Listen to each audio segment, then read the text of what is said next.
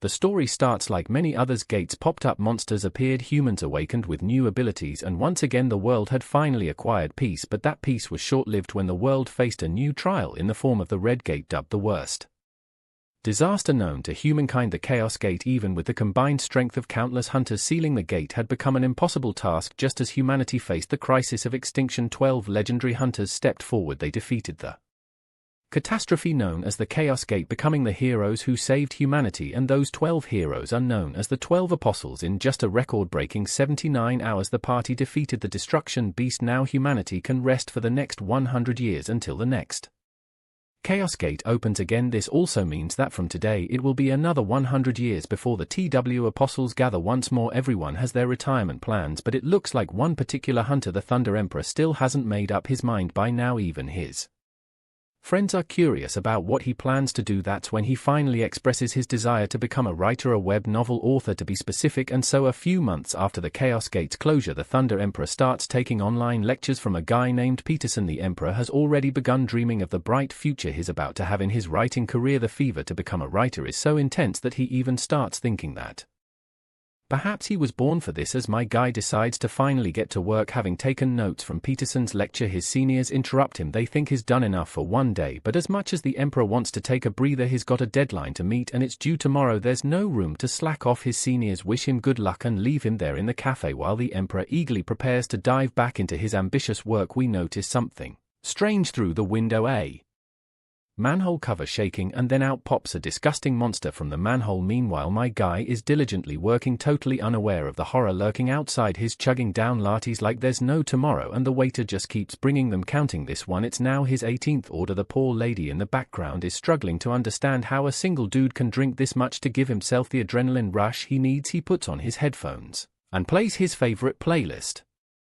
And with that he's ready to pour out all the creativity he can muster. At the same time, that monster finally crawls out of the manhole and starts wreaking havoc. Chaos erupts and people are getting beaten down by the giant monster, but our boy is still blissfully unaware, music blasting in his ears. He is almost done with his script. The only thing left is the final touches. After spending a short while polishing his work, the Emperor is now just one key press away from finalizing it, but before he can press that one last damn key, the monster obliterates the cafe's glass wall, sending his laptop and everything he had flying through the air. All bro wanted was to finalize his work, but now his laptop is on the ground, split into two pieces. His hands tremble as he reaches for it, but all he can do is feel pure remorse for his lost manuscript. This also makes him go absolutely bananas with rage, and without even moving from his spot, he electrocutes the hell out of that tentacle monster, frying it to a crisp like it's no big deal. But even after roasting the monster, the Emperor still isn't satisfied. He wants this damn thing to get back up because he hasn't even started cooking it properly yet. Let's have a little flashback as to how the Emperor ended up in this cafe. Scene transition somewhere else. A crazy lady is lounging on a couch munching on chips while watching an exciting movie on TV. Her name is Hong Yumor. She's an S-rank hunter and also the older sister of our boy. Speaking of our boy, he is the youngest of the 3 Tai siblings and his real name is Tai Yijuan. Yijuan doesn't seem thrilled to see his useless sister slacking off like this. Now that we know Yijun, let's get a little background on Taizo. She's one of the country's top S-rank hunters and the captain of the 7th Division of Guardian, a top-ranking guild. Not only that, but with her delicate looks and impeccable fashion sense, she's a superstar in the hunter world. But right now she looks nothing like the elegant badass lady everyone imagines her to be. Yi-jun takes the TV remote and changes the channel, instantly sending her into an absolute frenzy like an obnoxious iPad brat. She's furious that he's ruining her precious day off, but Yi-jun reminds her that as a self-employed freelancer she technically has no work to take a break from since she's at home. He wants her to help with the housework. If she doesn't like that, then she should at least go outside and get some exercise. As the siblings bicker back and forth, Yi-jun's phone suddenly rings, catching both of their attention. When he checks the notification, they both learn that a sudden gate has appeared in Map District Seoul. The TV news blares the same report. Due to the unexpected gate appearance, the area has been designated as a red zone and everyone is advised to stay indoors if possible. Citizens already outside are urged to take shelter immediately. Hearing this, Yo decides to head out. Her brother questions whether she received an official summon message, to which she responds with a no. She's going on her own accord because she thinks it's better to stop the catastrophe beforehand. As soon as she takes off those goofy-ass glasses, she suddenly transforms into the stunning hunter we've all heard about. Even Ijuan can't help but take note of how effortlessly cool his sister looks, but he reassures her that there's no need for her to step outside because he a flop An unemployed rider just so happens to be nearby running errands, and that's how one simple decision led Yoon to lose everything he had poured his heart into with his laptop in pieces. The hard drive is completely shattered, no hope of reviving his lost manuscript. What makes it even more painful is that it was supposed to be his debut work. He was so sure that with his first novel he'd hit it big, make a dazzling debut as a super rookie in the web novel industry. As a popular writer he'd win this year's Web Novel Award, hold lectures, and finally enter his prime. But now all those dreams exist only in his head, failing miserably to materialize into reality. So to blow off some steam, he's absolutely looking forward to grilling more than just a few octopuses. He's going to make damn sure these little critters know they messed with the wrong guy. Now his sights are set on the boss monster, and it's only a matter of time before he makes an example out of it, showing the world why messing with him is a terrible idea. Meanwhile, across the city, personnel have already begun neutralizing the threat. The Team 1 unit dispatched to the area has successfully cleared out most of the monsters and ensured the safe evacuation of all civilians. The soldiers are now ready to march ahead and eradicate the remaining monsters. Only a few critters remain, and once they're dealt with, they'll be free. They find it exciting how smoothly they've handled this threat, especially since it's categorized as a sudden gate, which is known to pose a major challenge. But then again, the reason for their easy victory is apparent. Bulldozer Moki is on their team. Moki is a jack beast from the Emergency Response Unit Guardians 4th Division, an A rank hunter with a no-nonsense attitude. He sharply orders his team to stop the chit-chat. The boss monster could appear at any moment, and they still haven't taken it down. One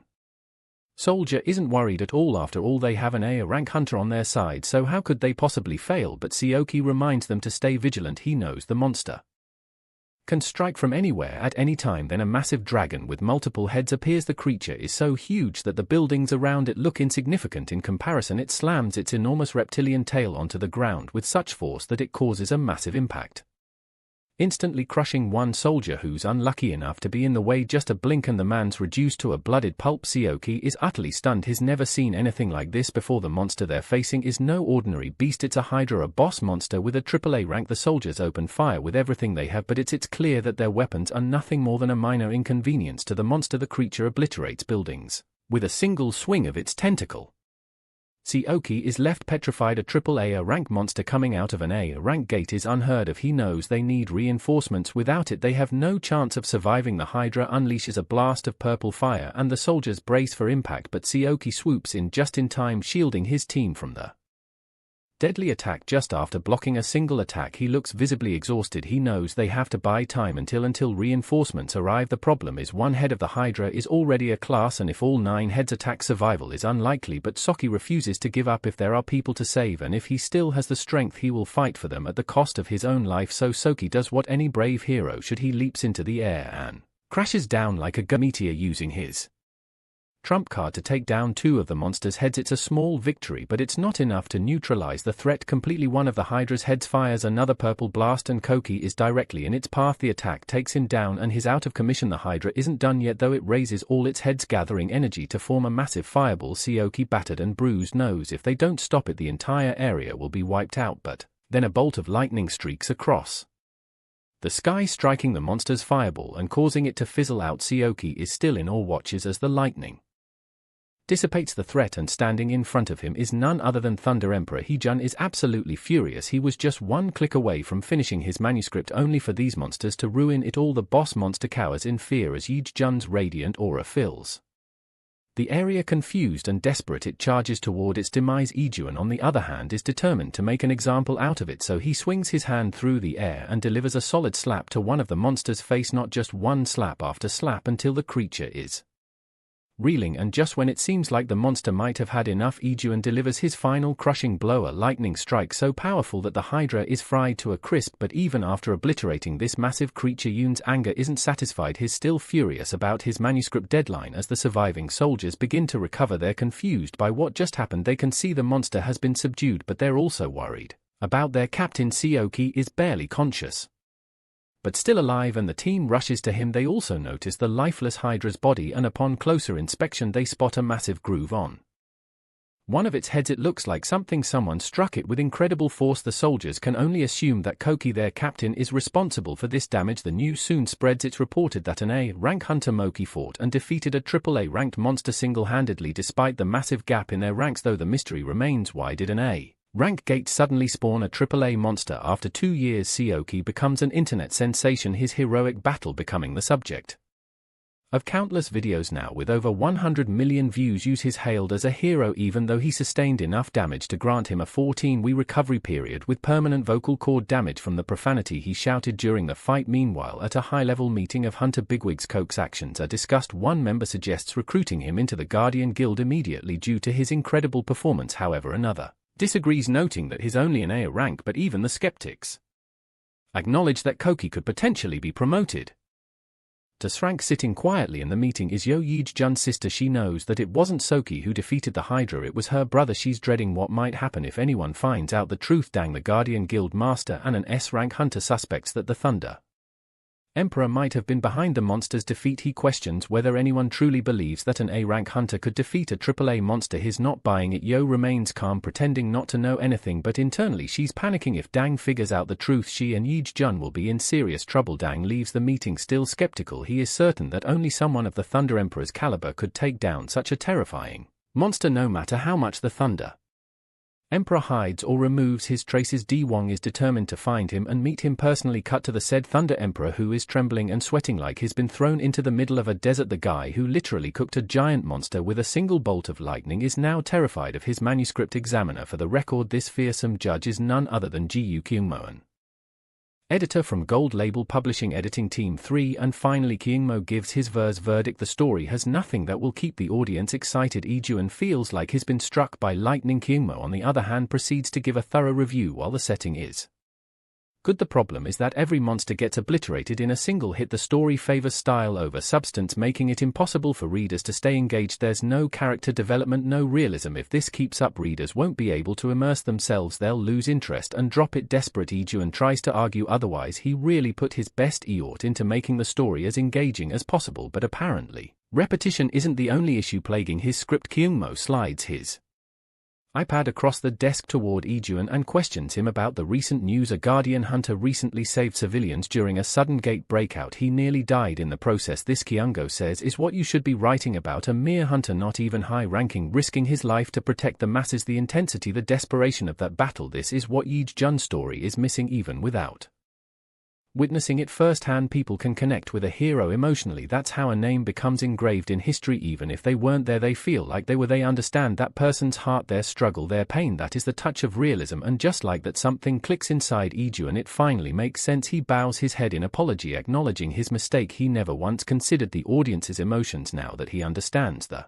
task at hand, Kyungmo decides to give him one more week to revise his manuscript. Lee-jun is beyond grateful, but before leaving, Kyungmo delivers a final warning. This is his last chance, so he better not mess it up, and if he does, then he better prepare for contract termination. Of course, that last line sends the mighty Thunder Emperor right back into panic mode, sweating buckets like he just got thrown into a sauna. Back at home, Lee-jun is utterly exhausted. He slumps onto the couch, drained of energy. His older brother, seeing his negative energy, gets annoyed and punches him on the forehead, but Lee-jun keeps complaining, throwing a pity party over his failed expectations. Tears of frustration flow as he asks his brother what he's supposed to do now. He then explains his predicament to his older brother, frustrated by the fact that he has been tasked with revising his script once again. If he fails to redeem it, his contract with the entertainment company will be terminated. His goal is to make the storyline more realistic, but the only thing standing in his way is his own lack of writing skills. Out of curiosity, his brother asks what he had written previously. Lee-jun confidently recounts his script,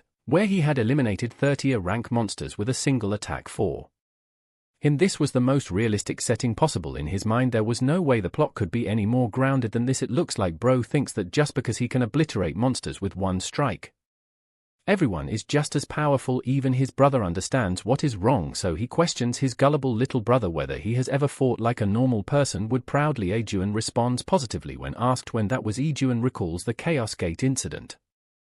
70 hours of non-stop fighting against relentless waves of monsters. It was one of the most exhausting battles of his life. However, his brother points out that such an event is not an everyday occurrence. Chaos gates are rare, and using that as a reference does not reflect the struggles of an average hunter. Intrigued, Lee-jun asks about his brother's thought process. His brother reminds him that there are only 12 legendary hunters in the world. Most people cannot relate to the experiences of Someone at the pinnacle of power. In reality, the majority of hunters range from F rank to C rank. Simply reaching a rank means a person has more wealth than they could ever spend and can completely change their life. Best rank hunters, on the other hand, gain not only immense talent but also influence that surpasses even the CEOs of major corporations. Since legendary hunters are so rare, very few people would be able to relate to a story featuring one as the protagonist. The audience tends to project themselves onto the main character, which is why stories about gradual growth are more appealing. To improve his writing, his brother advises Ijuan to conduct more research.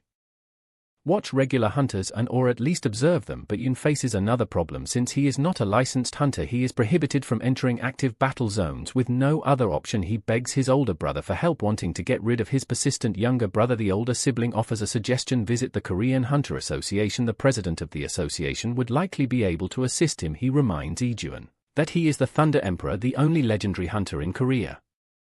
The very man who faced the monsters of destruction. He should not be acting like a pathetic loser. We cut to the Korean Hunter Association building, where President Park Den is in an absolute frenzy. He is in the middle of intense negotiations with high-ranking officials from hunter associations around the world, desperately trying to promote Korea's standing since the second Greece earthquake warning last year. The Korean Association has carried out numerous successful international gate raids and has proven its expertise in hunter training. Their assistants even helped France prevent an entire city from being wiped out due to a gate break. When Germany requested veteran hunters to share their training methods, Korea stepped in to provide support. So why, despite all this, has Korea's rank adjustment request been rejected? The Indian Hunter Association president Gan Grover smugly responds to Park Dean's desperate pleas. The rejection, he explains, is due to Korea's lack of legendary hunters. The 11 other top-ranked nations have legendary hunters who can provide international support, while Korea has nothing to offer on top of that. South Korea's only legendary hunter, the Thunder Emperor, suddenly retired. The discussion goes back and forth, but in the end Grover makes it clear only nations with legendary hunters can enter the elite first-class national hunter ranks, no exceptions. Poor Park Dean tries to negotiate further, pleading to at least be granted second-class status, but Grover and his colleagues are not interested in continuing the conversation. The matter is postponed, leaving Park Den devastated. He fumes at how these opportunists came begging for help when they needed it, but now refuse to return the favor. His assistant tries to calm him down, reminding him that there are still duties to fulfill. President finally takes a chill pill and asks about the next task on the agenda. The assistant reports that they have a meeting with the Scorpion Guild, one of the guilds that responded to the association's field collaboration proposal. However, the assistant recommends skipping it. The Scorpion Guild has a poor reputation, with rumors that they secretly absorb competing guilds and monopolize high-level gates under the guise of association support. If they get involved with people like that, the association's reputation could be in jeopardy. Park Dean, though sharing the same concerns, reminds his assistant that they cannot ignore an officially recognized guild's request for a meeting. Just then an urgent report comes in. A man is forcibly making his way into the association, demanding to see the president. He claims to be the son of a convenience store owner. Park Dahan finds it insulting to think some random convenience store owner's son dares to barge into the association as if he owns the place. The assistant quickly apologizes and prepares to handle the matter personally. It is then that the reporter mentions the name Jongdae Convenience Store. Realization hits Park Dean like a thunderbolt. If his memory serves him right, that store belongs to the father of the Thunder Emperor. For a moment his mind blanks, then panic sets in. He dashes down at a speed that would put the Flash to shame. When the elevator does not respond, he rushes down the stairs, not wanting to keep the Thunder Emperor waiting. Meanwhile, outside the association building, a car arrives carrying the Scorpion Guild master Joe Jenim and his secretary. They are overjoyed, believing their guild's reputation has skyrocketed since Park Dean actually agreed to meet with them. But then out of the blue they witness the president himself sprinting out of the building in an absolute frenzy. Mistakenly they assume he is rushing to greet them personally. However, Jim's expectations are shattered when Park Den throws him aside like an afterthought and continues running. He even berates Jenim for blocking the path of the Thunder Emperor with his worthless body. When Park Dean finally reaches Ijuan, he grabs him by the shoulders, rattling off frantic apologies for making him wait. Once his apologies are out of the way, he asks what brings the Thunder Emperor to the association. Ijuan simply states that he wants to observe hunters fighting up close. Park Dahan, still hyped beyond belief, doesn't even listen to the details properly and immediately promises to prepare all the paperwork for Yijun's return. However, his dreams are crushed When Ijuan clarifies that he is not coming back, he just wants to watch regular hunters in action. In exchange, Ijuan offers to grant the president one wish. A short while later, a contract is drawn up. If the Korean Hunter Association cooperates with Jun's search, he will temporarily act as the Thunder Emperor. Park Dean does not want to miss this golden opportunity, so he accepts the terms and assigns Ijuan the role of gate helper. Gate helpers assist in retrieving loot from cleared gates, securing escape routes, and in critical situations may even participate in combat. However, actual fighting rarely happens as high-ranked hunters handle most of the action. This role fits exactly what Ijuan needs. Excited Ijuan marvels at how he never even knew such a job existed. Seems like bro does not know about the existence of gate helpers, because at his rank the gates he entered were deadly enough that even A-rank hunters can be obliterated in collateral damage, so Ijuan never needed any helpers. Anyhow, he is happy to score this gig and is looking forward to it. Before leaving, he tells the president to send the rest of the details at the convenience store. With that said, my guy launches himself through the window a meteor and disappears. Seeing the gaping hole Thunder left behind, the assistant begins to ponder if Thunder Emperor has always been this reckless. The president quickly tells his assistant to shut his trap because he does not want to hear anyone badmouthing the Thunder Emperor. He is not reckless, he is just a bit of an odd one, but he is still Korea's only hope. The scene transitions back to our nutcase who has finally made his way to the C-rank guild, Harmony of all things.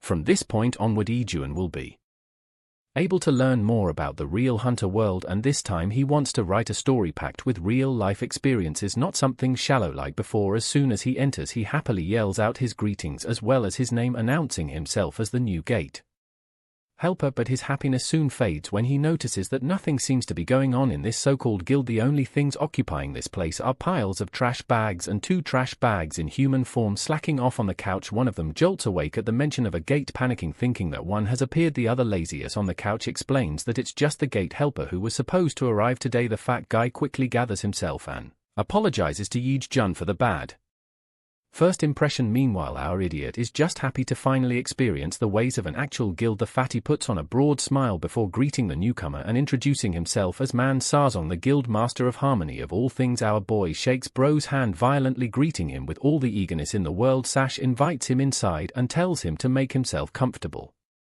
Turns out they are a C-rank guild because they only have 3 official members, including the guy on the couch. The third person has been sent out on a dispatch. The mention of dispatch perks our boy up. He gets excited, thinking that this must be just like how the 12 apostles are sent to other countries. Sarzong feels bad for Jun, realizing he ended up coming here out of all possible guilds. Meanwhile, our guy isn't paying much attention as he's too busy taking notes of everything he observes.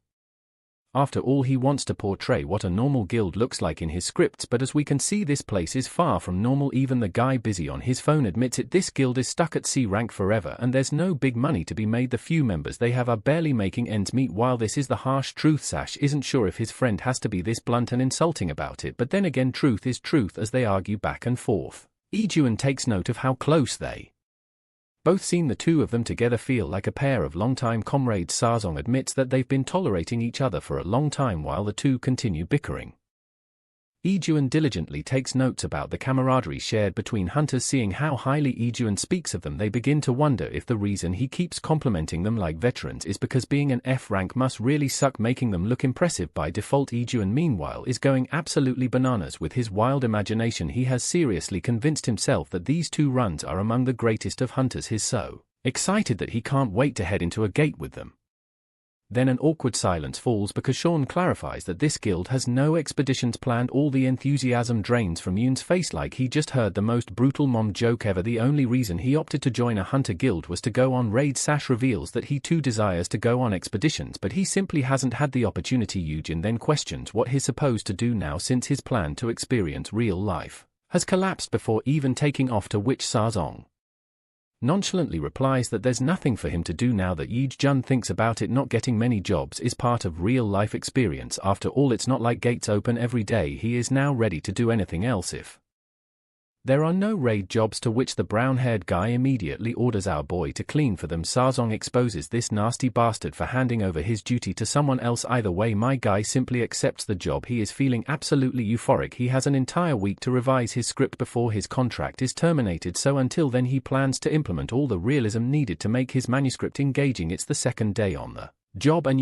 Jun has been tasked with cleaning the Hallway by Sazong. On the third day, the poor guy ends up washing windows because shockingly there still hasn't been any appearance of a gate. It's the fourth day, and by now Yeejun's excitement has simmered down because nothing exciting is happening. As usual, he's once again assigned a menial task, mopping. This time it's the fifth day on the job with only 2 days left before his contract is terminated, and all Yeejun has done so far is freaking chores like a goddamn servant. He is pretty freaking sure that he is doomed. Not getting a gate on the first day was understandable, but to think that it's already the 5th day and all he's done for an entire week is clean this goddamn place. He has literally not revised a single word in his script, and the deadline is looming over his head like the Grim Reaper prepared to claim his life. The scene then transitions to Ji Kyungmo, our boy's manuscript examiner, who is working late at the office while everyone else has already left. This is when his co-worker appears, offering him coffee. He is sure that Ji Kyungmo is overworking himself because of Yeejun. Ji Kyungmo admits it. The other guy then asks why Ji Kyungmo is putting so much effort into that rookie when he's not even that good. Well, it seems even Ji Kyungmo doesn't quite know why he's favoring Yeejun so much, but whenever he looks at him, Yeejun always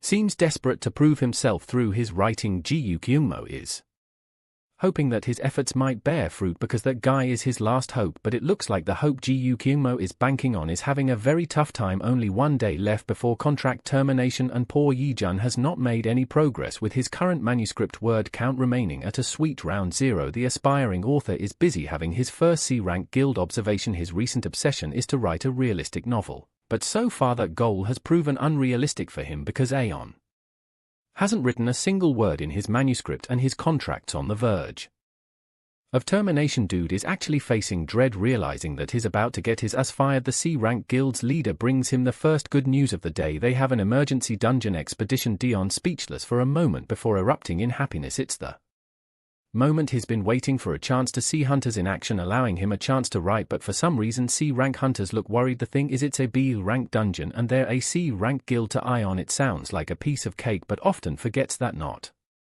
everyone is as overpowered as this guy. 3 guilds at the minimum are required to clear a dungeon above their rank, and that sounds like a good thing at first, but the real issue is the other guild that they've just teamed up with. The scene cuts to the Valley of the Wolves. At the Soaks and Gate, the hunters are all prepped up in their gear, but Ion's guild members are curious what is up to. This man is having his first low-rank dungeon experience and he's acting like a child who has seen candy for the first time. They see him interviewing hunters all around, but they chalk it off as just a newbie's AC itty to get comfortable calling for their attention. The Fires guild they're supposed to team up with is called Fierce Bear. Their Guild Master Richard Bear continues to egg on the Harmony Guild members. They aren't exactly on good terms, and Richard's out here making fun of the Harmony Guild for training their rookies and then sending them away to other guilds. Of course, it's not like they did it on purpose or anything. Their recruits were poached in the end. The reason these two guilds don't get along is because the Fat Bears, the Fierce Bears, are consistently responsible for buying out members of the Harmony Guild. Richard gets all pissy for no reason, and their clash is only made fun of by the 3rd C-rank guild. The Mantis Guild Sang thinks an argument between weaklings is pointless. They want these lacks to focus on saving their energy for the raid later. Apparently this guy is also full of himself. Rang thinks his guild is the best of all 3 and they'll only use the other 2 for scavenging leftovers. While this little conflict is going on, Ain is out here getting free content for his story. He's getting all kinds of ideas for a so-called realistic story. That's until bro gets his slapped by another arrogant guild member who thinks the new recruits are getting too comfortable these days, but this guy doesn't know that he around with the wrong person. Ian's giving him the meanest "I will break your teeth and feed them to you" side EY. It intimidates the dude for a good second before Ia returns to his usual happy-go-lucky attitude. The other guy just runs the heck away, avoiding Ihan for the mission to come. Our boy thinks he's got yet another idea to showcase a helper struggle in the story. Ihan called over to enter the gate. Inside the gate, these guys are crushing monsters left and right. The wolves stand no chance against the combined might of the 3 guilds, and yet their biggest struggle yet is arguing with each other anyway. The Harmony Guild members are going strong, but right as they're about to deal the killing blow, the fat-ass Richard comes tackling them and stealing their kills. Bro is the definition of a kill stealer. Seeing this go down, Ion's a little speechless. He never thought that a real battle between normal hunters and monsters was so damn chaotic. These guys are practically jumping each other just to get a kill. Our boy has never experienced this level of pettiness over fighting. Rang is out here celebrating having obtained exclusive rights, allowing the guild to set the attack pattern and determine the pace of the raid. He's using the Fierce Bear and Harmony Guild to handle the small fries so their own guild can save their resources and target only the final boss. Rang sees the boss approaching them. It's just an oversized wolf. His hunters are overly confident that they'll easily get this one done and finished. Young believes his guild's promotion to B rank is now just a matter of moments away. He lunges forth to escape the same ranks as the other weaklings. His guild excellently slashes the boss down while Ryong himself capitalizes on the moment and slashes the boss monster numerous times. The giant wolf's body hits the ground. Rang enjoys beating monsters to a pulp, believing that it's just a piece of cake. Rang's confidence turns to __. The moment he spots the actual boss monster of the gate. It's an even larger and more terrifying beast than before, an undead wolf, a monster with a rank caliber that shouldn't even be in a B rank gate. While they're out here pissing their pants, Aeon thinks of the puppy as a typical mob NPC. It's nothing to him anyway. The undead wolf begins its rampage, tearing apart Rank's men to pieces. His confidence shatters and turns to utter despair. Rank's guild members turn the opposite direction, acknowledging the gate is experiencing an abnormal change. Let's explore what a gate change actually is. It's supposed to be an unpredictable event change where a high-ranking boss monster causes the gate's rank to experience a shift. The sight of an A rank monster alone is terrifying enough even for B the rank hunters. An A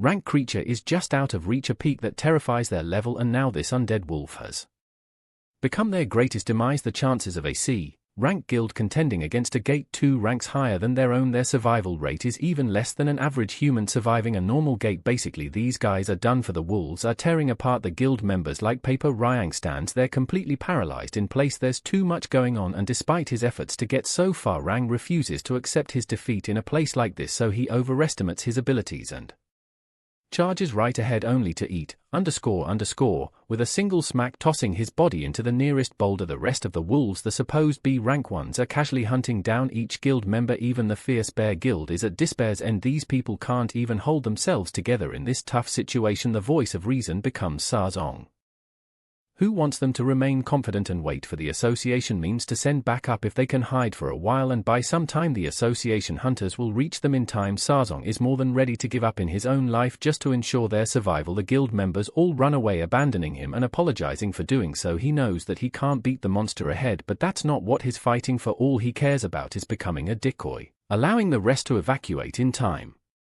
His brother comes around and joins along, unafraid to face the threat ahead of them. They've both accepted their own deaths, but it's not like they've got any chances of victory in this fight, not against the dozens of wolves staring them down. Song wants our boy Ihon to run while he still can, even apologizing that they were responsible for dragging him in a shitty situation such as this. Aeon sees this and reaches an enlightenment. He's slowly learning that not everyone can run away and survive.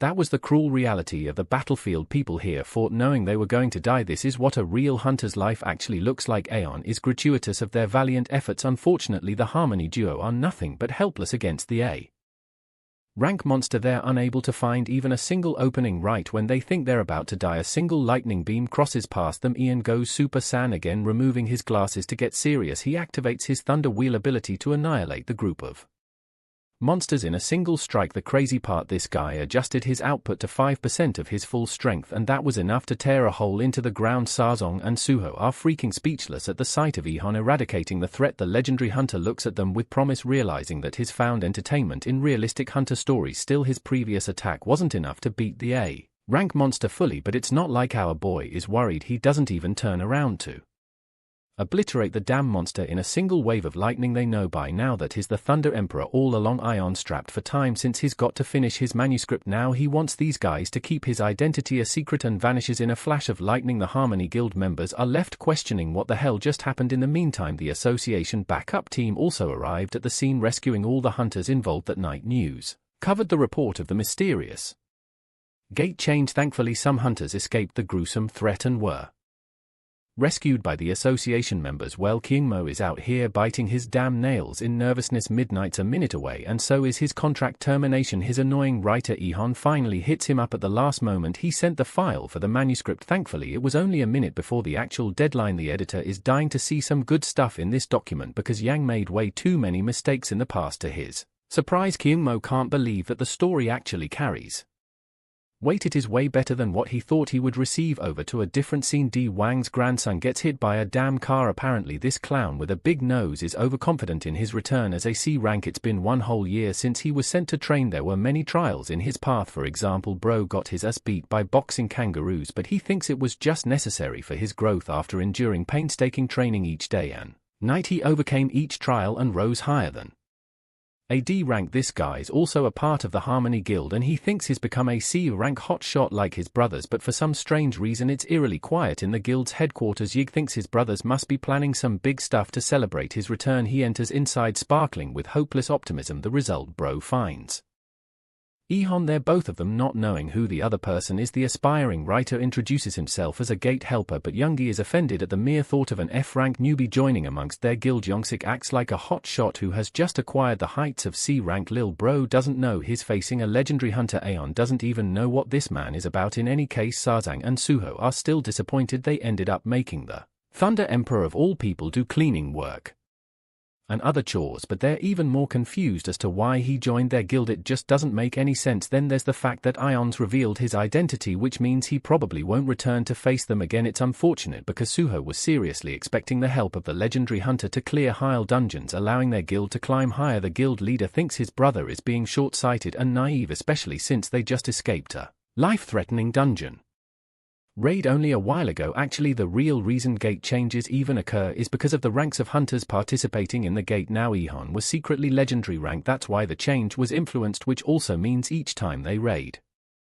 a dungeon with this guy around, their very own lives will be at stake. Sash just can't deal with that kind of annoying pressure, but Sonho believes that even thinking about it is pointless because the Thunder Emperor won't be joining their guild anyway, or so they thought. After entering their quarters, they find Youngsik facing off against Ion in a conflict. This C rank is perhaps a bit too confident in his abilities because he thinks he'll easily turn a slacker like Aeon into an A rank hunter, which is funny because the clown isn't even A rank on his own. Youngsik is about to discuss the basics of training when suddenly he's approached by his two brothers. Yik is expecting a heartfelt reunion only for his face and stomach to get tackled like __. They are literally putting him in a damn choke hold because he doesn't know who the hell he's talking to. Aeon is just having fun seeing their little argument go down. His manuscript actually went well. The editor was pleased with the realistic aspects of the story. It involved the protagonist raising his own life to save his companions against a gruesome threat. It heightened the emotional impact of the overall story. At this rate of improvement, Kyungmo believes there's actually hope for our boy's official work to debut. This filled Ian's heart with excitement. Finally, he was getting rewarded for his tireless efforts. It motivates him to continue doing his research and slowly build his momentum until he can finally debut as a big author. While he's nerding out on his own, the rest of the Harmony Guild members are questioning what he's writing. They're afraid this guy might be keeping a hit list of some kind, recording their every little action and then one day killing them in cold blood. Aeon states that he's got something to give to them. He walks with such menacing aura that it scares the __ out of the guild master. He even waves his arms ahead for protection, begging him to spare his life, but it's actually just a gate raid ticket. Aeon wants all four of them to go as a complete team. Youngsik is thrilled to prove his skills at the opportunity. Sash realizes that the Thunder Emperor is also going to be joining them on this raid. What's even more, Ehon declares that he'll officially be joining the guild as a whole, causing shock to both brothers as they freeze in place. Why? Siak is abandoned like a puppy while Ehon expresses that he's interested in joining for researching purposes. Only the guild leader understands the situation at hand, but he thinks it's foolish for a of his caliber to work in a Meta C rank guild. Suho makes the decision for him and accepts Ehon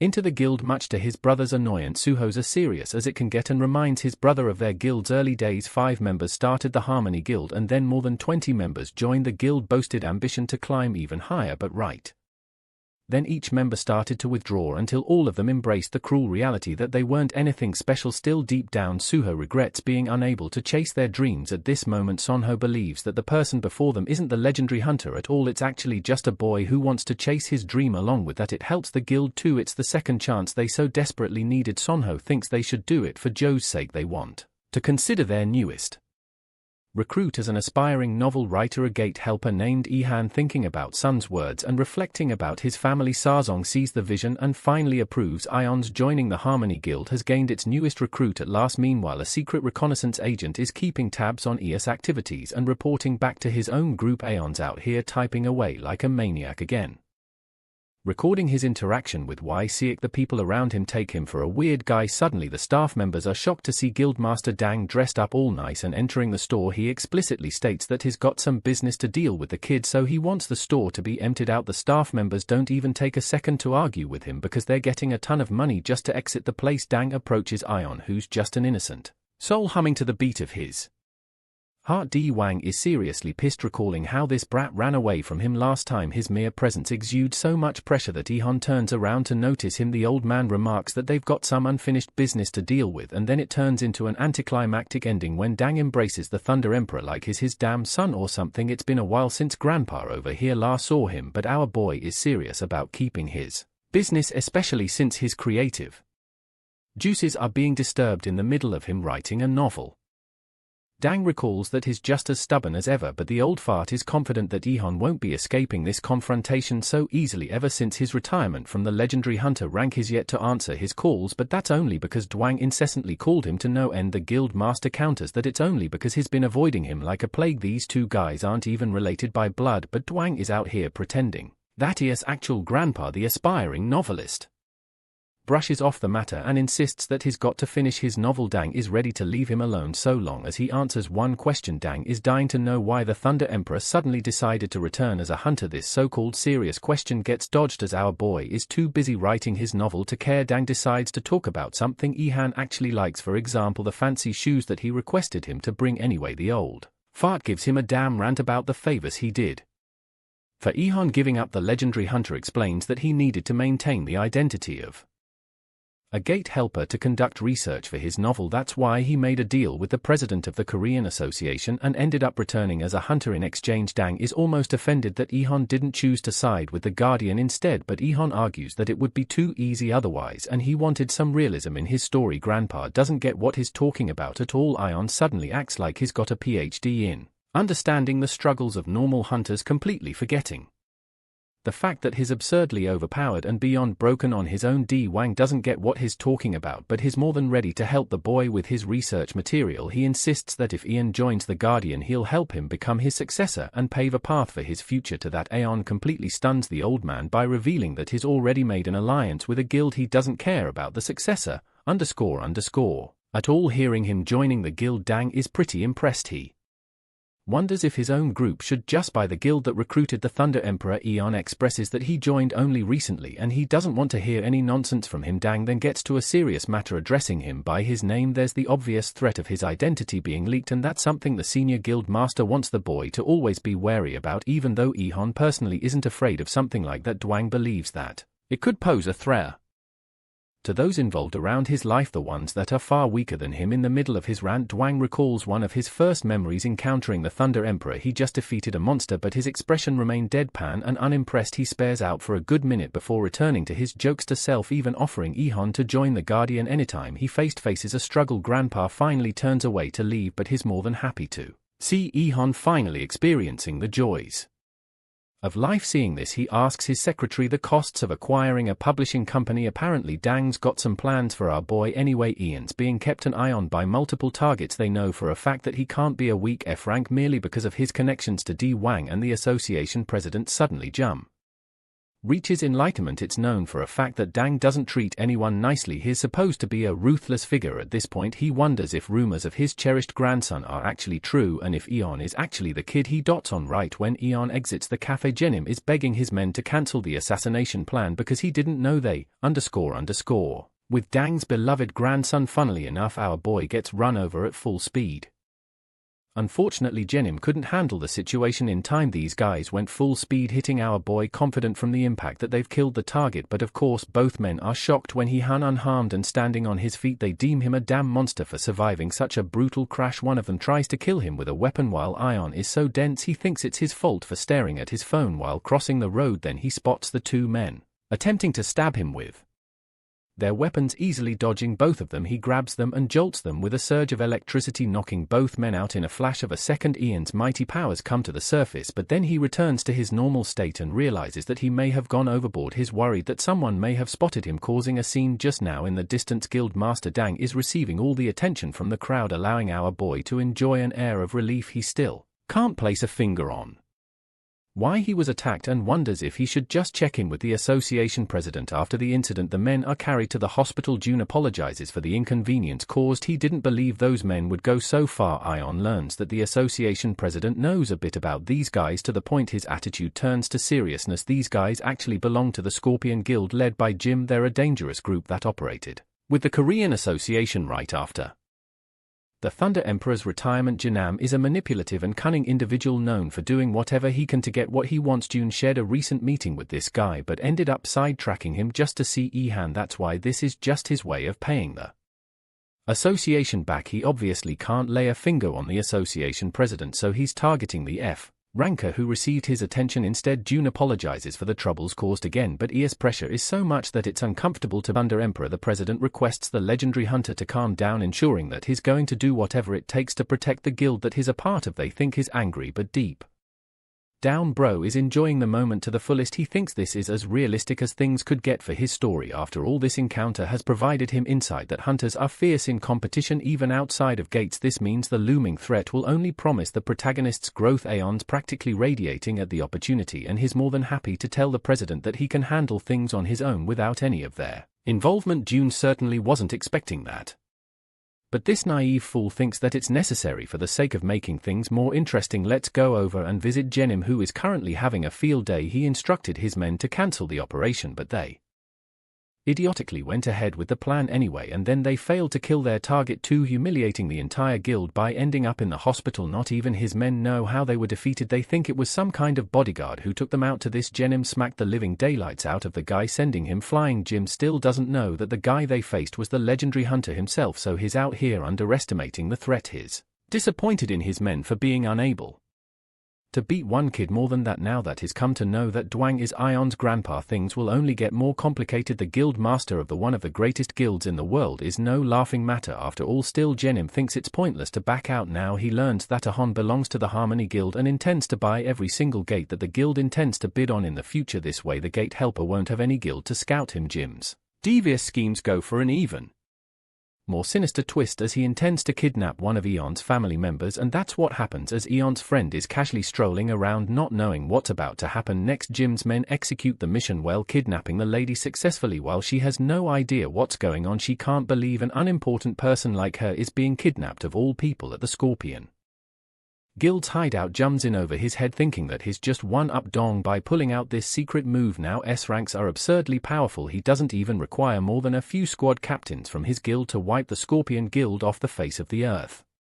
However, Jim is operating under the assumption that Dong really fancies his grandson, which is why he's nothing more than a human in this case, and now with his relative held hostage, Dang will be limited in unleashing his powers. All they have to do now is play slowly and manipulate the game in their favor. This hotshot really thinks this is their chance to control the Guardian Guild from the shadows, becoming a major guild in Korea on their own. Still, he never expected Dang to have a granddaughter, so he curiously unveils her face only to realize to put the bag back down. Jenim physically revolts, realizing that they just messed with the Crimson Flame herself. She easily burns and frees herself, amused to ask what they were yapping about. Dang, she wonders if they ties of the Scorpion Guild have scored a deal with their leader. This badass girl boss is more than happy to make this kidnapping experience entertain. P for her. I feel pity for Jenim because bro luck is seriously in the gutter. Over to a different side, the Harmony Guild has gathered up to confront a gate raid. Yongi, being delusional as always, wants to show Ihan some new tricks, not knowing that his teaching the master in disguise. Aeon just jots down his notes while the other two guild members feel anxious about what's to come. Ihan once again thanks the guild master for accepting him into their guild. They're more than happy to have taken him in. After all, they're only getting a chance to raid thanks to the permit he gave them last time. Because of their own selfish pride, they attempted to secure a gate on their own, but the Scorpion Guild made it worse for them, intervening at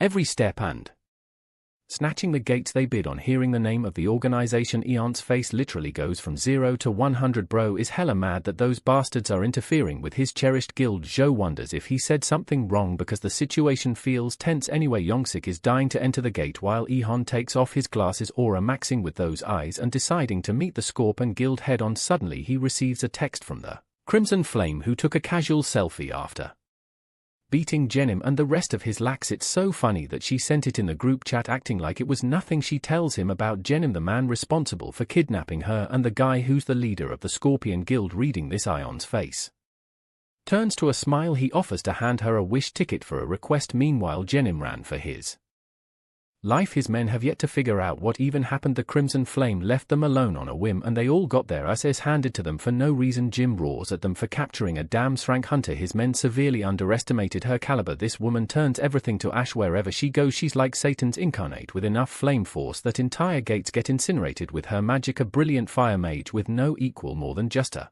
pretty face they underestimated and kidnapped. They're lucky she didn't kill them then and there. Jim's out here questioning reality. He certainly wasn't expecting the Crimson Flame to end up as Dang's granddaughter. All he wanted was to take down Ehon, the great master of the Scorpion Guild, who is struggling so much against an F-rank bastard. In the middle of their little discussion, the Crimson Flame returns to have a little chat with them. Jenim was hoping she let them go like last time, but apparently she's come here to wrap things up.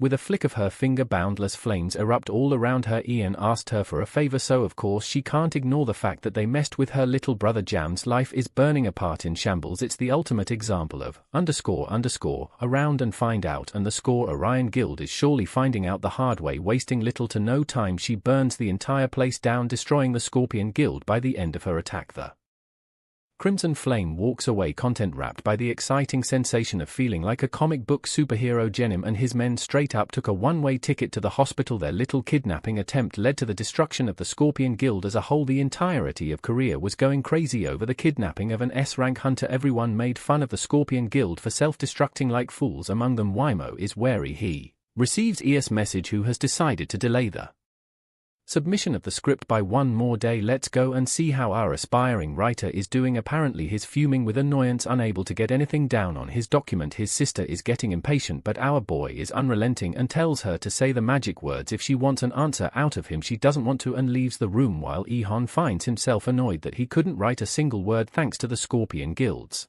interruption, and this time some gorilla in other words. His sister intervened. Hearing this, she grabs his throat in average sibling fashion. Aeon begs her to stop and explains the reason he made that request. It's because those scumbags of the Scorpion Guild were harassing his own guild. Left to breathe, Ehon takes a breath, lucky to have survived another day, but his sister is straight up stunned. She just can't fathom the mention of a guild that he willingly joined. Aeon begs her not to make a big deal out of the situation since his meaning to keep it a secret, but this girl runs away to tell their parents. She rants about the news to everyone in her family. Talk about a petty sister. The following day, Aeon brings a bunch of presents on behalf of his family. They wanted to thank the Harmony Guild members for accepting him as part of their own. Sue is a little overwhelmed while his brother is out cold sleeping like a maniac. He's busy, so they'll have to wait for a bit. Sono talks about the recent coverage of the Scorpion Guild. He thinks those scumbags deserved it for messing with their raids. Of course, Sono has no idea that it was our boy who caused their destruction. Sonho is a little suspicious of what went down and believes there's a strong EN tied to the Scorpion Guild's involvement. After all, these guys were one of the most successful A-rank guilds all around, and then they started cheaply assaulting a C-rank guild's raids. They even went as far as kidnapping an S-rank hunter. All clues point to one thing right now: our boy is sweating bullets, wondering if this guy is a 1000 IQ genius who somehow connected the dots and figured him out. He fears that he'll get kicked out of the guild. Sono concludes that there's only one explanation. He addresses Aeon, who at this point is begging not to get kicked, but Seiho's entire build-up led to a shitty ending. Bro's conclusion is that they're on the path to becoming rich for whatever reason. He thinks they're special because high-ranking hunters are waging a war over the gates they're bidding on. That means something is special about those gates, and it's a sign of fortune to come. They'll have no trouble entering the gates with the Scorpion Guild gone. His yap session is put to a stop with a drop kick by his older brother, whose sleep went to __. Thanks to Seiho's rant, he thinks Seiho is being delusional for believing they'll get rich anytime soon. The guild master wants to take care of the quickly since he's got his own work to deal with as a mercenary. Aeon's finally glad that he got himself out of that mess. He checks his messages. It's from the editor, who wants to have a meeting with him regarding the recent manuscript. Terror looms over his head, realizing this is about to be another feedback session. Later that day, Kyungmo meets Ian in person. He actually loved reading the manuscript, strongly believing that the author's skills improved. That may be a good thing, but his work is still full of flaws. For example, Kyungmo points out the protagonist's hindered growth. There's no proof of progress of when the protagonist will become a B-rank hunter. It's true that his writing has become more interesting, but it's too mundane. There's nothing special to catapult the protagonist's growth, which means his story is stagnating. The protagonist is supposed to undergo a normal start, but their journey is full of trials they need to overcome to get stronger. Readers love a story where there's good development.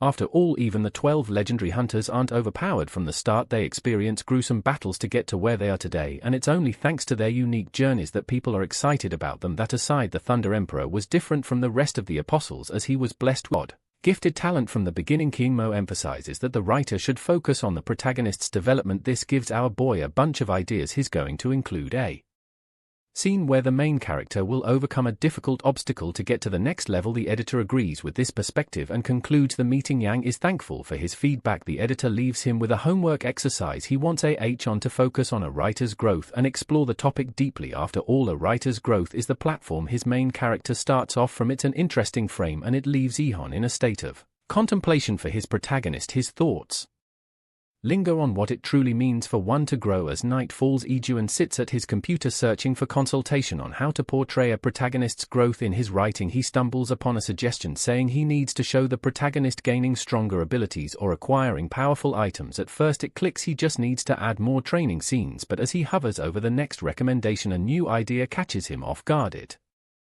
states that making a character stronger isn't just about power. True depth comes from inner growth. Curious, Ijuan searches for what inner growth means. He finds a lengthy explanation from a user named Hungry who describes inner growth as solving inner struggles such as helping friends, making social connections, and overcoming personal challenges. However, Ijuan struggles to fully grasp what everyone is talking about. Despite his confusion, a smile spreads across his face as he realizes that if inner growth means making friends, he can gladly do that. Meanwhile, in one of the gates, Manso is fighting a massive bear monster head-on with his guild members positioned behind him. He orders everyone to maintain their formation. But as he speaks, the bee monster becomes enraged. It slams the ground with a powerful roar and charges directly at Manso. Manso blocks the attack with his large sword but realizes he's using a significant amount of strength to hold his ground. He calls out to Young Shik and the others to attack on his command. They leap forward, slicing the bear's shoulder and torso with their weapons. While the guild is busy battling the massive beast, Ijuan is sitting nearby trying to write something about inner growth in his notepad. However, he can't seem to think of anything. Even after participating in gate raids and fighting monsters, the battles feel repetitive with the same tactics every day. He struggles to find any meaningful connection to inner growth. As he thinks about this, he can't help but imagine his publisher firing him if he fails to find a way to develop his story's character growth. Frustrated, Ijuan sighs and looks up at the ongoing battle, wondering if he'll ever truly understand what inner growth means and if he'll ever be able to translate it into his writing. After successfully defeating the beast, the guild hunters celebrate their victory. Their leader, satisfied with their performance, acknowledges their efforts. Meanwhile, Ijuan remains on his knees, overwhelmed by the imagined consequences of his contract termination. Young Shik reminds the leader about concluding the session and inquires if he has forgotten something. Manso recalls that Young Shik is referring to the profit distribution and assures him that it will be handled within the week. Upon hearing this, Young Shik excitedly suggests organizing a party to celebrate Yun's enlistment as a rookie. However, Mansa declines, stating that he has other matters to attend to and suggests postponing the celebration. This decision raises concerns among the guild members, though the reality is that Mansa carries the burden of being the head of his household. Leaving the guild, Mansa boards a bus and visits a shop where he purchases a book and a bouquet of flowers. With these in hand, he proceeds to the hospital where his wife and ill son are staying. Upon his arrival, his son's expression brightens with excitement as he shares that he refrained from leaving his room for food. Acknowledging his efforts, Mansa presents him with the book he had purchased. The boy becomes visibly overwhelmed upon realizing that it is a work by a renowned author, specifically addressing the notion of avoiding romantic subplots in hunter fiction, exactly the kind of book he had desired. He expresses his gratitude with evident joy. Man then turns to his wife and hands her the bouquet marking their wedding anniversary. Her face softens with affection upon receiving the flowers. However, just as Mana and his wife are about to embrace, they notice their son experiencing a sudden nosebleed. Within moments, he loses consciousness, signaling that something is terribly wrong. The doctor controls the situation using medicines and reassures them not to worry, but he warns that the child's rare disease is related to the gate. He adds that the boy's health will deteriorate if he is exposed to magic, so they should schedule the surgery as soon as possible.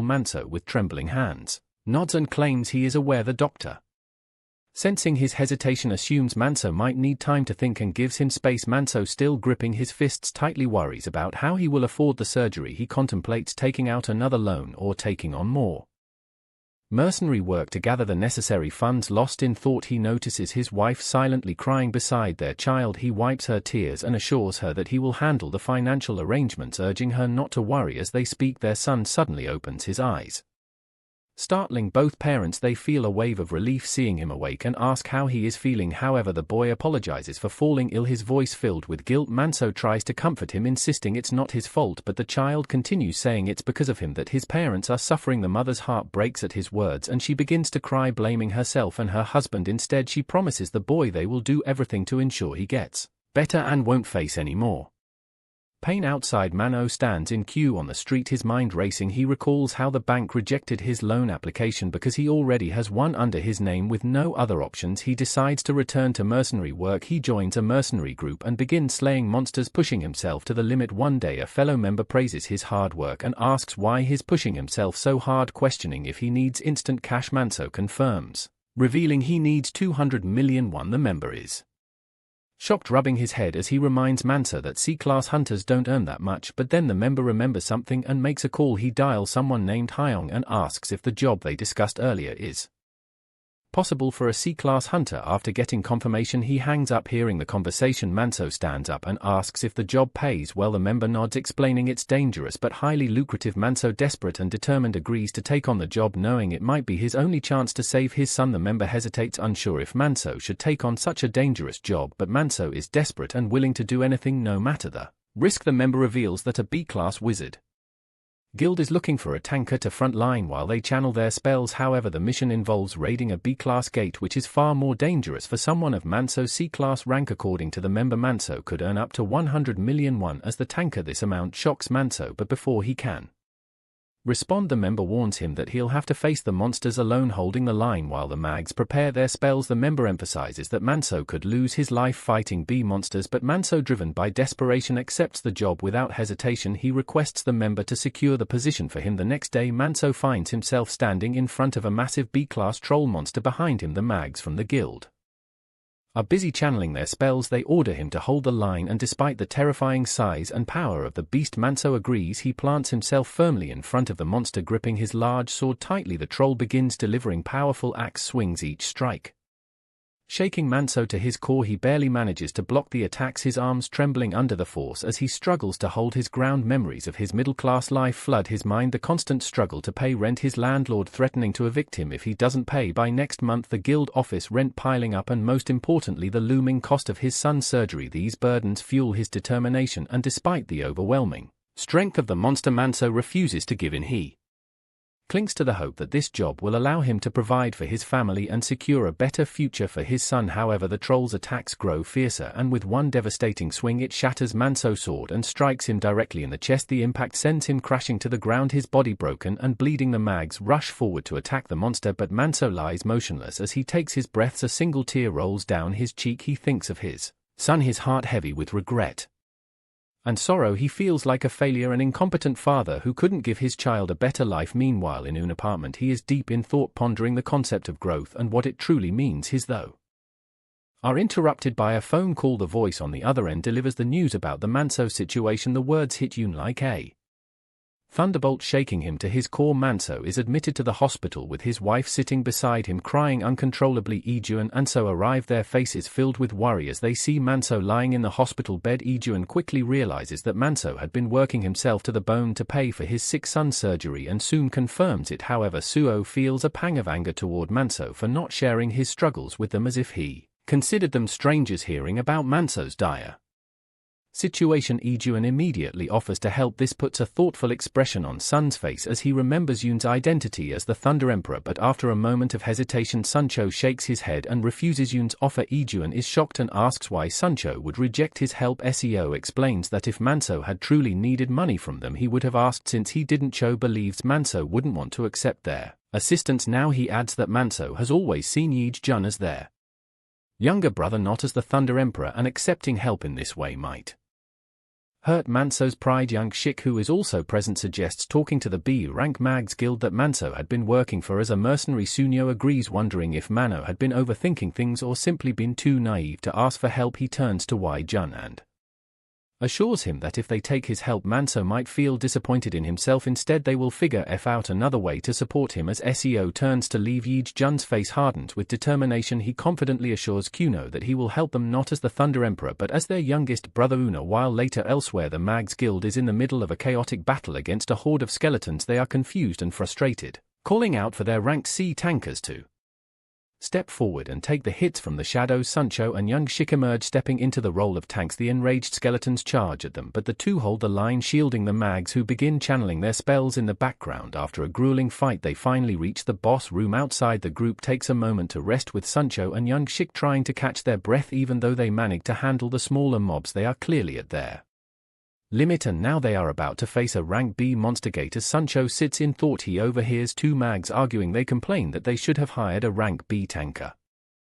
Doubting that Kuno and young Shik can hold their own against the next boss, their leader intervened, pointing out that hiring a rank B tanker would be too expensive and that they don't have the funds for it. He adds that the last rank C mercenary they hired did fine, so he remains hopeful that Kuno and young Shik will manage as well. Kuno, hearing this, can't help but wonder about the horrifying consequences if they fail. Just then Ijuan joins them, surprising both Kuno and young Shik. His face looks sunken and pale like a zombie, prompting Kuno to ask if he's okay. Ijuan, however, just lets out a manic laugh and confidently declares that they will take down the boss. He urges everyone to follow his lead. With that, they all enter the boss room and a chaotic battle erupts.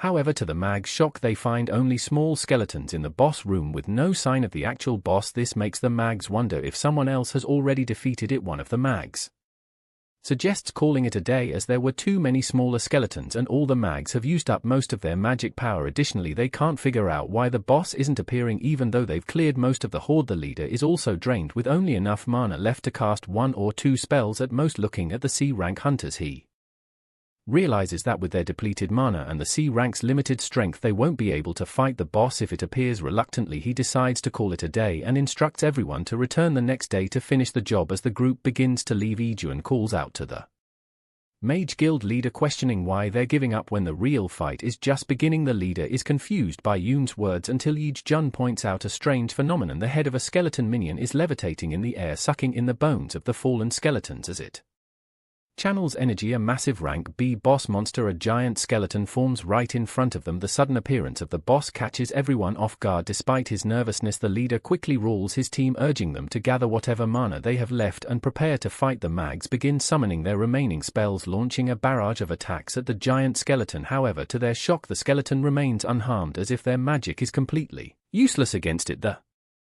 skeleton, in retaliation, lifts its heavy sword and swings it toward the mags. Just as the blade is about to strike, Ijuan signals his teammates to attack. Sunyo and young Shik charge forward, cutting through the skeleton's leg and shoulder with surprising precision and strength. The mags are stunned. They can't believe what they're seeing. Mere C rank hunters overwhelming a rank B boss right before their eyes. As the battle unfolds, Ijuan stands to the side watching the fight with a confident smile on his face. Meanwhile, both Sunyo and young Shik are following Yoon's strategy. Ijuan had devised this plan by studying materials shared by the association and conducting his own research on his notepad. He showed his teammates the skeleton's weak points, specifically the joints that control its mobility, and explained that targeting these joints would be crucial to defeating the monster. He instructed them to attack the skeleton at these points before it could launch its own attacks.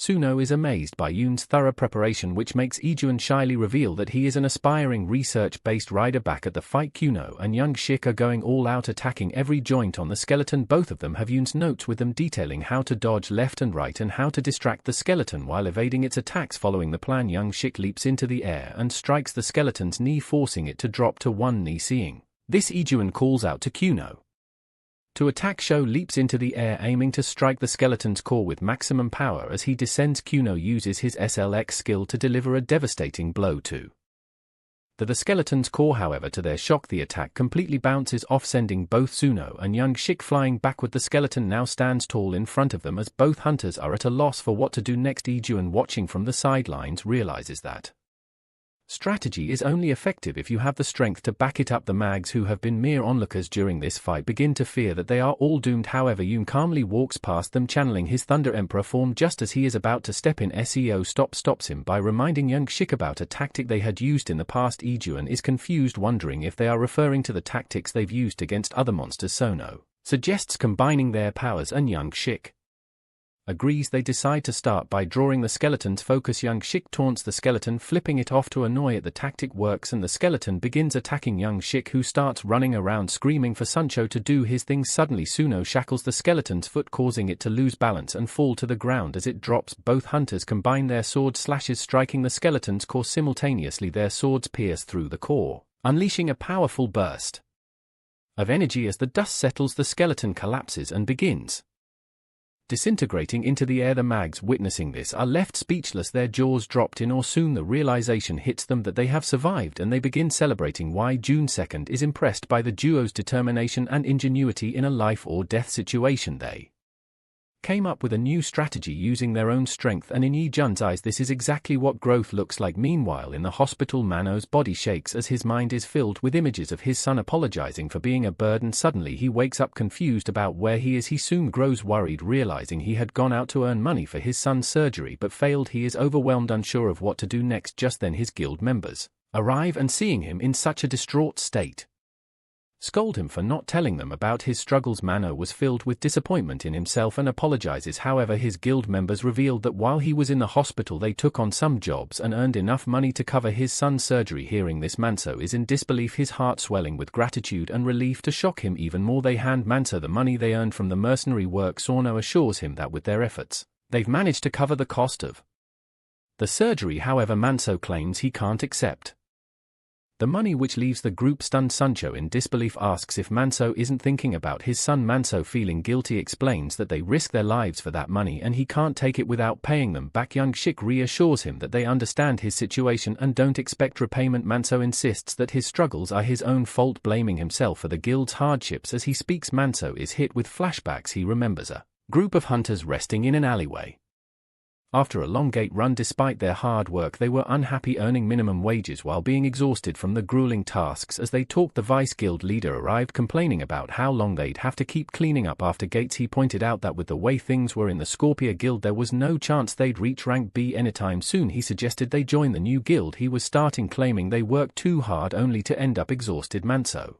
sitting in the corner, overheard everything and blamed himself for overburdening the members with his responsibilities. He told them they'd have to figure things out on their own from the next day. Young Shik argued that it wasn't Mano's fault but Richard's. Ijuan, who had been silent until now, speaks up. He reveals that he received feedback about his story's protagonist not growing, which he initially didn't understand. However, after seeing Suno and Young Shik fight, he realized growth isn't just about strength but what one learns through their struggles. According to Ijuan, Manso didn't just go to gates to level up, he was there to protect his family and support the guild. It was this determination that showed true courage. Ijuan explains that the day he joined their guild the theme shifted to family comes first, and he doesn't think that would have happened anywhere else. This is why he wants to continue helping to write about the growth of his story's protagonist and to support their guild. Hearing this, Manso realizes he hadn't considered their feelings and had acted foolishly, only thinking about his own struggles. Reflecting on this, he agrees to accept their help if he ever faces trouble again. The group is relieved and happy that their leader has opened up. Un asks if he can help as much as he can now, and Manso jokingly thinks they're all in trouble somewhere else in the city. A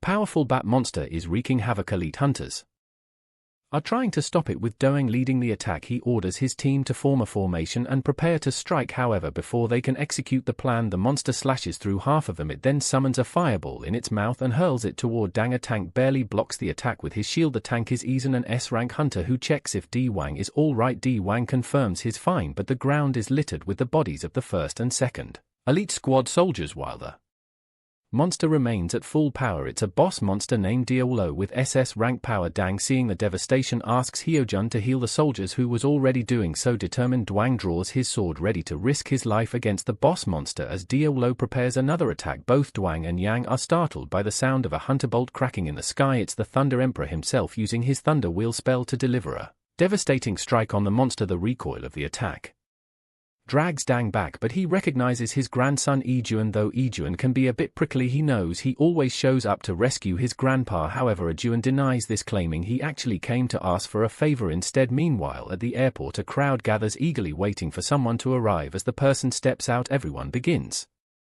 taking pictures and cheering. This person is Soto, one of the 12 apostles known as the Guardian of Combat. Just after landing, Soto goes to meet Park to announce his arrival. He is shocked that Sat has arrived so soon, so apologizes and presents a letter explaining that it's from the association president. Park, curious, wonders what the letter is about and why the association has sent it to him. However, he is stunned when he reads that Destroyed and Jana are dead. Soto reveals that 2 of the Azure Sky 13 stars have been taken down, which doesn't make sense to Park. The Azure stars are the 13 highest ranked hunters in the world, closest to the legendary tier, excluding the 12 apostles. This leaves Park confused about who could have possibly killed them. Park is further shocked when S reveals that Black Spear is responsible for the killings. S admits he doesn't know much about the group, suggesting that the association president might have more details, as similar incidents are happening worldwide. Hearing this, Park realizes it must be their doing. Black Spear is an extremist group of massacres who believe that none Awakened humans are slaves meant to serve them. Governments worldwide have classified them as a terrorist organization and are deeply concerned about their activities. According to S, after this incident the group might be labeled as more than just terrorists. With that, S extends his hand, revealing that the association president wants the two nations to work together. Park gladly agrees to join forces. S then informs him to review the documents for more details about the incident. However, S thinks the president is being overly cautious as he believes he could easily defeat the entire group himself. Park agrees, acknowledging that Soto is one of the 12 apostles. After all, after delivering the message, Sat remembers that he came to meet someone specific. Meanwhile, at the guild, the members in Mano's family are having a celebration dinner. Young Shik raises the toast for Manso's return, the completion of his training, and the addition of Yeej-jun, their youngest member, to the guild. He also mentions Manso and his son's health in the toast. With the toast done, Young Shik starts eating like a beast, much to Suan Cho's annoyance. Despite stuffing multiple dishes into his mouth, Young Shik doesn't stop until Cho drags him away from the table and slams him to the ground. Manso's family finds this amusing while Yeej-jun quietly munches on his food after everyone is full. Young Shik, despite his stomach being stretched to balloon size, insists on having ice cream. He asks if anyone wants to join him, and Suncho, though full, agrees to go along. Manso's wife and kid head to bed, leaving Manso and Ijuan to clean up the table. As they work, Manso mentions that he heard Dang calling Ijuan his grandson and asks if it's true. Yun denies it, saying it's just a figure of speech. Dang uses Manso, then reveals that Di Wang visited the hospital, upgraded his and his son's room to VIP, and covered all the expenses. Dang even offered Manso a house, but Manso refused as to accept it for free. He decides to repay the kindness by growing the guild as Ijuan suggested. Manso plans to start recruiting new members once he's fully recovered. Ijuan gives him a thumbs up, wondering what kind of episodes might unfold with new recruits. As Ijuan continues cleaning, he notices a trail of black smoke moving in the distance. Curious, he excuses himself from Manso's house and leaps off the apartment building using his Thunder Emperor powers. He lands in a nearby park, sensing a strange energy in the air. As he contemplates what it might be, he feels something approaching. Without hesitation, Un turns and delivers a powerful kick, sending the attacker flying. The figure attacks again, creating a large crater in the ground, but Ijuan effortlessly blocks the punch. It's Soto who praises Yeej-jun's skills, admitting he thought Ijuan might be rusty but is impressed to see he's gotten even better. They both greet each other and Yeej-jun reveals his writing career and the things he's been doing. However, S can't believe that a hero of humanity suddenly disappeared and became a nerdy writer. S admits that he thought Ijuan would give up right away, as in his memory Ijuan always seemed unmotivated and complacent. Ijuan explains that writing is fun for him and pushes him to do better. However, S senses that something is off about Un. He stands up and says his goodbyes, surprising Ijuan with how quickly his leaving. S turns and assures Ijuan that as long as his head stays empty, they'll meet again. This leaves Ijuan confused in Park's office. He stares out the window, deep in thought about the 13 Stars mission request. He knows that the only ones capable of stopping Black Spear are the 12 apostles, but the problem is Park already talked to Ijuan, who doesn't seem interested. Park tried to convince Yun but failed. He worries that things might spiral out of control quickly. The pressure is mounting on Park, especially since Yun has already announced his retirement, claiming his research is nearly complete. Park knows Ijuan could handle the mission if he tried, but the issue is that he's retiring. As Park begins to lose his composure, his assistant hesitates at the door, waiting for him to calm down before entering. Once Park settles, the assistant walks in and hands him the newly released rankings by the association, highlighting the most promising rookie hunters. The assistant mentions that a hunter from their country has taken first place before even opening the book. Park already knows it's Chong, the demon of the sword, known as the best newcomer hunter in Korea. Chusang is a genius who reached S rank in record time after awakening. He also wields one of the greatest weapons since the Great Gate era, called the Dark Moon. Only 2 people in history have contracted with Dark Moon and reached legendary rank. Park is thrilled at the thought of Chang reaching legendary rank, as it would give Korea 2 legendary hunters and make it the top-ranked country in the world. He fantasizes about becoming the president of the top association and rubbing it in the face of the Indian president. As Park laughs maniacally, the assistant grows uncomfortable. Park continues rambling, saying that once he's president he'll show Yeej-jun how he can't just retire. As he says this, Ijuan suddenly appears in the room, scaring Park out of his wits with an evil grin. Ijuan tells Park to keep yapping, but he quickly apologizes. Terrified, he asks Un what his Doing there as they talk, the sword demon Chiang stands outside the building. His sword Dark Moon speaks to him, reminding him that he's already an S-rank hunter and that if he wants to become a true warrior he'll need to grow stronger. Meanwhile, as Park and Ijuan stroll out of the building, Chuzsang silently walks beside them. Dark Moon is shocked, sensing the immense power radiating from Ijuan, and warns Chong that he's a monster he must not fight. However, Chong himself can't sense anything unusual about Ijuan and is confused. Despite this, he trusts Dark Moon's judgment, knowing the sword has never been wrong before. Determined to grow stronger, Chong decides to approach, and Dark Moon pleads with him to think carefully before acting, but Chong ignores the warning. He walks up to Ijuan and places his sword on the back of Yoon's neck, challenging him to a sparring match.